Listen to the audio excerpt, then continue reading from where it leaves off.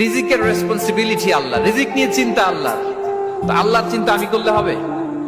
বলেন, যেটা দায়িত্ব আল্লাহ, যে রেসপন্সিবিলিটি আল্লাহর, ওই রেসপন্সিবিলিটি আমি নিলে হবে? হবে না। তাহলে আল্লাহ তাআলা নিজেকে আর রাজ্জাক বলে কোরআনে আমাদের সামনে উপস্থাপন করেছেন। রাজ্জাকের তিনটা বৈশিষ্ট্য আছে, যেই সত্তার মধ্যে তিনটা বৈশিষ্ট্য খুঁজে পাওয়া যায় তিনি হচ্ছেন Ar Razzaq, the provider, the sustainer. Ar Razzaq কোন সেই তিন গুণ? এক নম্বর গুণ হচ্ছে নো ডেফিসিয়েন্সি, তার কোনো অভাব থাকবে না।